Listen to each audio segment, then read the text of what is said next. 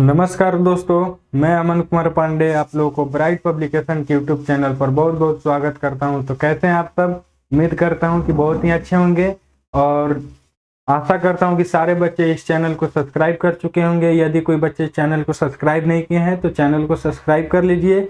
और एक बहुत ही इंपॉर्टेंट बात कि आप लोग को डेली 7:15 में डेली लाइव क्लास चलती है, आप लोग लाइव क्लास से जुड़े। और एक उससे भी बहुत ही इम्पोर्टेंट अच्छी बात है कि आप लोग के एग्जाम के पहले यानी 25 तारीख से बहुत ही स्पेशल बैच आने वाला है। बहुत ही अच्छा बैच है, आप लोग उस बैच से जुड़ जाइएगा। एग्जाम के लिए बहुत ही इम्पोर्टेंट बैच है। तो चलिए हम लोग आते हैं आज के क्लास में। तो आज का क्लास है हम लोग का सामाजिक विज्ञान का मॉडल पेपर 1। इससे हम लोग के जितने भी क्वेश्चन है इसको हम लोग सॉल्व करेंगे। तो चलिए आइए हम लोग आते हैं क्वेश्चन पर। क्वेश्चन नंबर 1 बोल रहा है, ध्यान दीजिएगा क्वेश्चन नंबर 1 बोल रहा है कि फ्रांस की क्रांति कब हुई।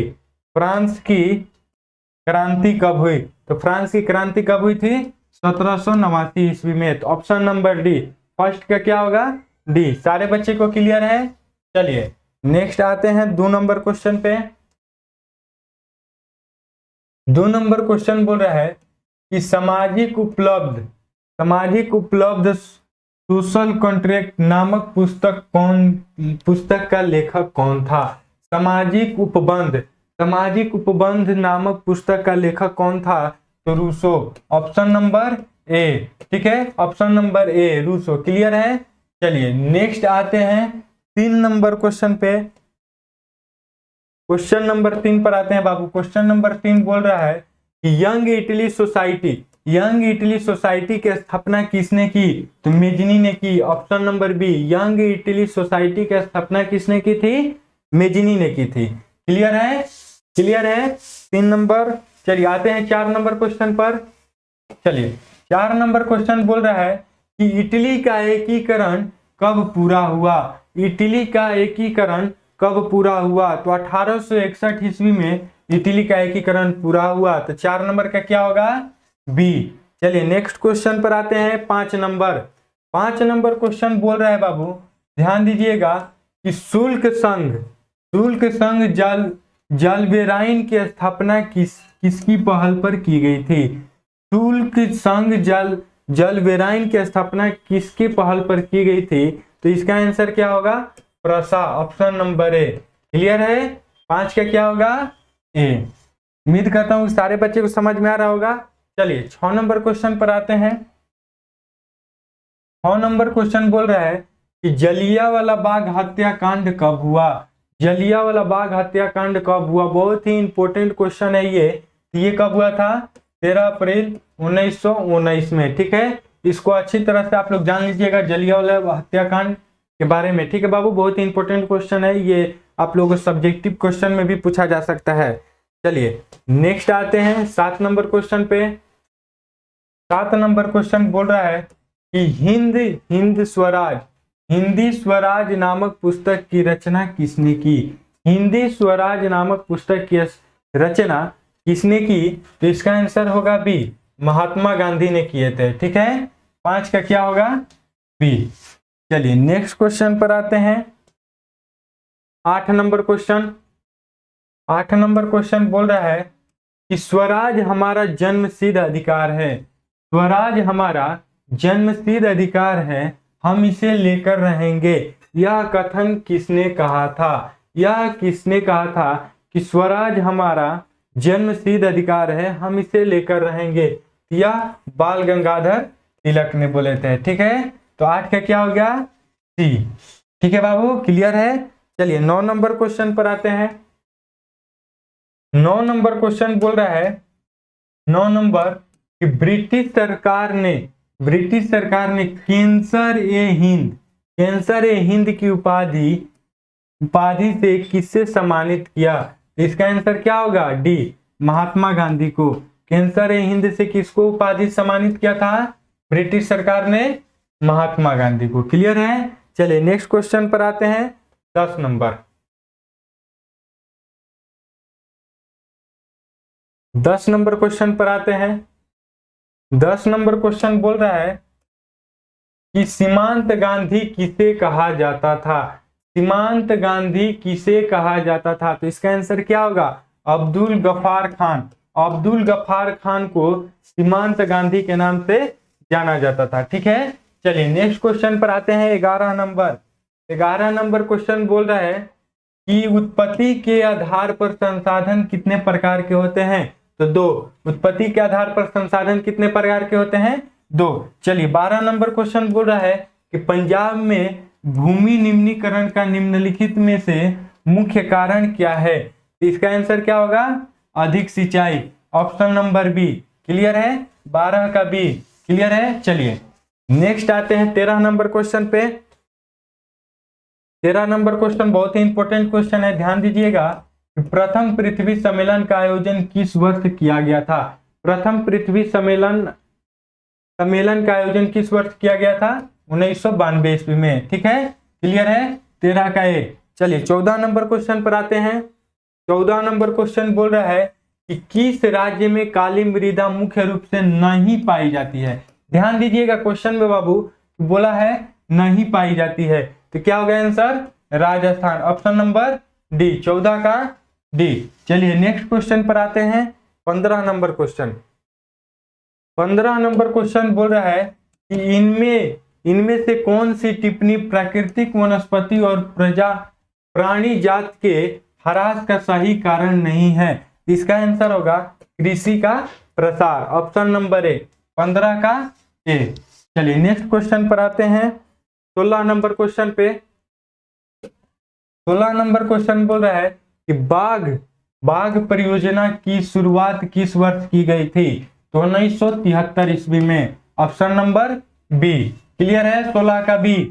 चलिए 17 नंबर क्वेश्चन आते हैं। 17 नंबर क्वेश्चन बोल रहा है कि अंतर्राष्ट्रीय प्राकृतिक संरक्षण और प्राकृतिक संसाधन संरक्षण संघ के द्वारा विभाजन में किस श्रेणी को रखा गया है? इसका आंसर क्या हो जाएगा? संकटग्रस्त जातियां, दुर्लभ जातियां और लुप्त जातियां, यानी इनमें से सभी। ऑप्शन नंबर डी, 17 का डी। क्लियर है? चलिए नेक्स्ट क्वेश्चन पर आते हैं। 18 नंबर क्वेश्चन। 18 नंबर क्वेश्चन बोल रहा है कि 14वीं शताब्दी में किसने दिल्ली से सीरी फोर्ट क्षेत्र में जल की सप्लाई के लिए हौज खास का निर्माण करवाया था? ठीक है, करवाया। इसका आंसर क्या हो जाएगा? ऑप्शन नंबर ए, चंद्रगुप्त ने। क्लियर है? 18 का ए। चलिए नेक्स्ट क्वेश्चन पर आते हैं। 19 नंबर 19 नंबर क्वेश्चन बोल रहा है कि निम्नलिखित में कौन सा वक्तव्य बहुउद्देशीय नदी परियोजनाओं के पक्ष में नहीं दिया गया है? इसका आंसर क्या हो जाएगा? बहुउद्देशीय परियोजनाएं हमारे उद्योग और घरों के लिए विद्युत पैदा करती है। Option number D. 19 का क्या होगा? डी। 19 का क्या होगा? डी। ठीक है, क्लियर है? क्लियर है। चलिए आते हैं 20 नंबर क्वेश्चन पे। 20 नंबर क्वेश्चन पे आते हैं। 20 नंबर क्वेश्चन बोल रहा है कि सरदार सरोवर बांध किस नदी पर बनाया गया है? सरदार सरोवर बांध किस नदी पर बनाया गया है? तो ऑप्शन नंबर सी, नर्मदा नदी। 20 का सी। ठीक है, ठीक है, क्लियर है। चलिए 21 नंबर क्वेश्चन पर आते हैं। 21 नंबर क्वेश्चन बोल रहा है 21 नंबर क्वेश्चन बोल रहा है कि सामान्यतः किसी देश का विकास किस आधार पर निर्धारित किया जा सकता है? इसका आंसर क्या होगा? प्रति व्यक्ति आय, औसत साक्षर दर और लोगों की स्वास्थ्य स्थिति, उपयुक्त सभी। ऑप्शन नंबर डी, 21 का डी। 21 का डी। क्लियर है? चलिए 22 नंबर क्वेश्चन पर आते हैं। 22 नंबर क्वेश्चन पर आते हैं। 22 नंबर क्वेश्चन बोल रहा है कि मान लीजिए कि किसी देश में 4 परिवार है। इन परिवारों की प्रति व्यक्ति आय 5000 है। अगर 3 परिवारों की आय क्रमशः 4000, 7000 और 3000 है तो चौथे परिवार की आय कितनी होगी? 6000। ठीक है, 6000। Option number D. क्लियर है? चलिए 22 का डी। नेक्स्ट आते हैं 23 नंबर क्वेश्चन। 23 नंबर क्वेश्चन बोल रहा है कि मानव विकास रिपोर्ट देश की तुलना किस आधार पर करती है? तो मानव विकास रिपोर्ट देश की किस आधार पर करती है? तो ऑप्शन नंबर डी, शिक्षा, स्वास्थ्य और प्रति व्यक्ति आय के आधार पर करती है। ठीक है, तो ऑप्शन नंबर डी हो जाएगा 23 का। चलिए 24 नंबर क्वेश्चन पर आते हैं। 24 नंबर क्वेश्चन बोल रहा है, एक वर्ष में पैदा हुए प्रति 1000 जीवित बच्चों में से 1 वर्ष की आयु से पहले मर जाने वाले बच्चों की संख्या क्या कहलाती है? तो क्या कहलाती है? शिशु मृत्यु दर। ऑप्शन नंबर ए, 24 का ए, 24 का ए। ठीक है, 24 का ए।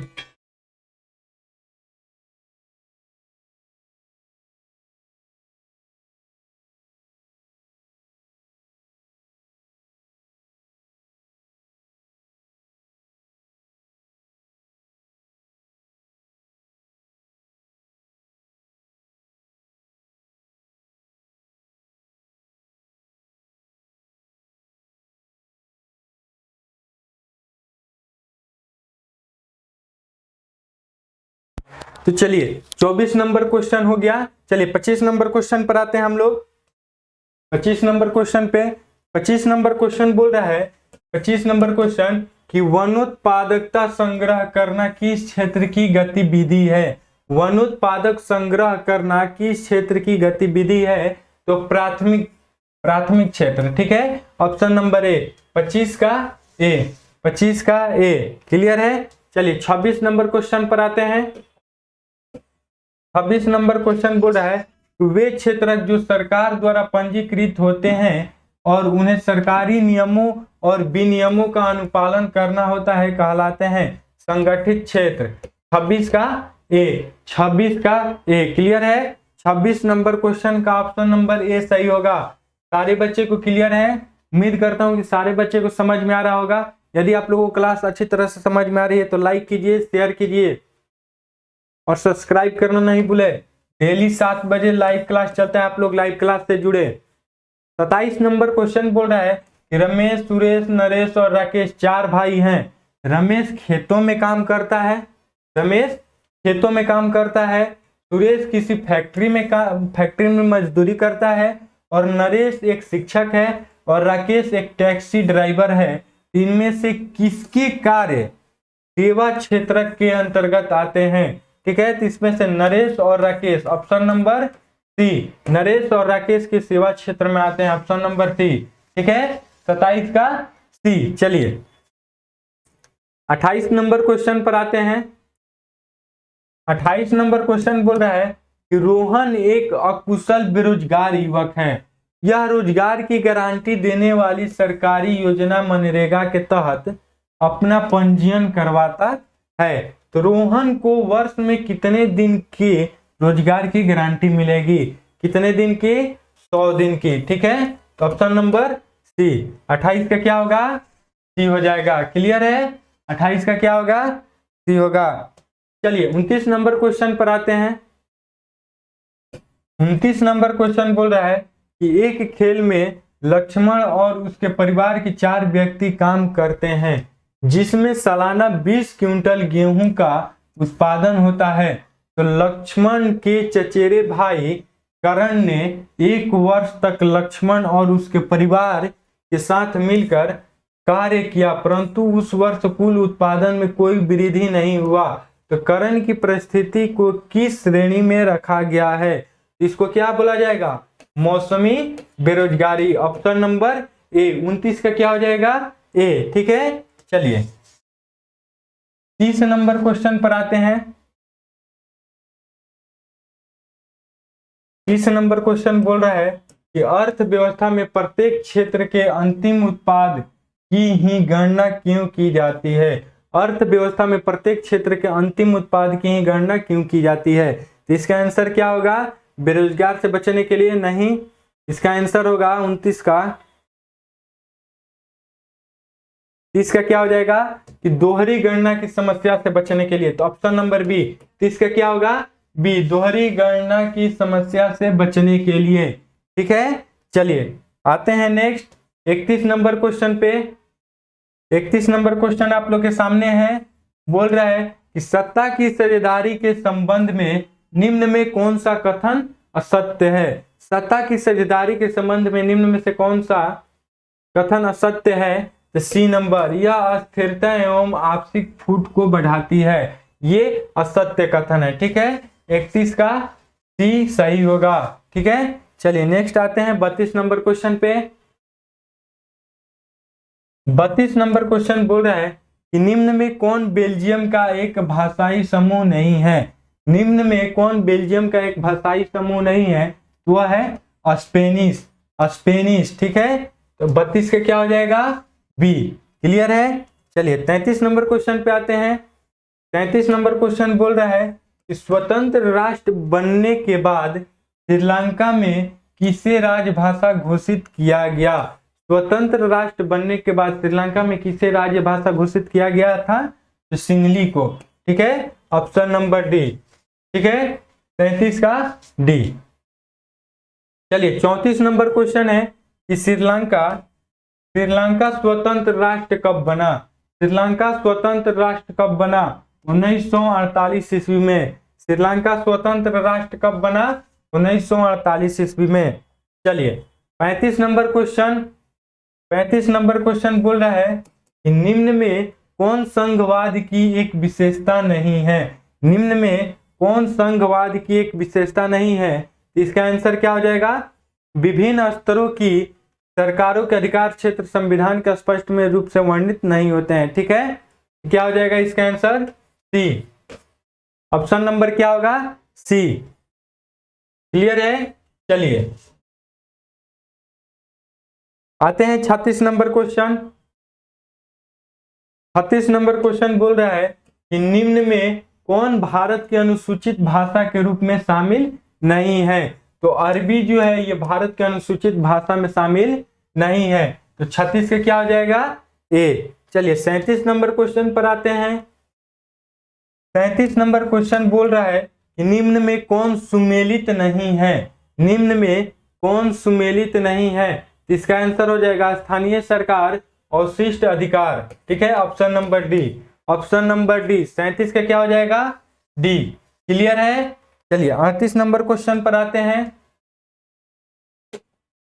38 नंबर क्वेश्चन बोल रहे हैं कि भारत में विकेंद्रीकरण के संबंध में कौन सत्य है। भारत में विकेंद्री के संबंध में कौन सत्य है, तो इसका आंसर हो जाएगा वास्तविक विकेंद्रीकरण की दिशा में एक बड़ा कदम 1992 में उठाया गया था, ठीक है। चलिए तो 38 का क्या हो जाएगा, बी। क्लियर है। 38 का बी। चलिए नेक्स्ट आते हैं 39 नंबर। निम्न में से कौन सुमेलित नहीं है। 39 नंबर क्वेश्चन बोल रहा है कि निम्न में कौन सुमेलित नहीं है, तो इसका आंसर होगा 39 का आंसर होगा डी नंबर।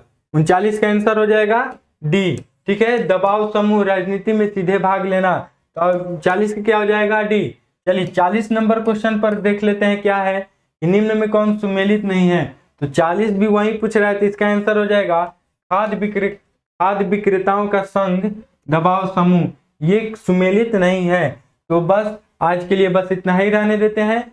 सामाजिक विज्ञान का मॉडल सेट में 40 क्वेश्चन थे, हम लोग 40 क्वेश्चन को सॉल्व कर चुके हैं। तो कैसी लगी क्लास, उम्मीद करता हूं कि आप लोगों को सारे बच्चे को समझ में आ रही होगी। तो लाइक कीजिए, शेयर कीजिए और चैनल को सब्सक्राइब कर दीजिए। और डेली 7:15 में आप लोग का लाइव क्लास चलता है 10th क्लास का, तो उस लाइव क्लास को लेना नहीं भूले। और 25 तारीख को इसी मंथ में 25 तारीख को यानी झारखंड बोर्ड के एग्जाम से पहले एक बैच आने वाला है। उस बैच में आप लोग फ्री ऑफ कॉस्ट है, तो ज़्यादा से ज़्यादा लड़के जुड़े और एग्जाम के लिए बहुत ही इंपॉर्टेंट बैच होगा, ठीक है बाबू। तो उम्मीद करता हूँ कि क्लास अच्छी लगी होगी। तो फिर मिलता हूँ नेक्स्ट वीडियो में। तो आज के लिए बस इतना ही। जय हिंद, जय भारत।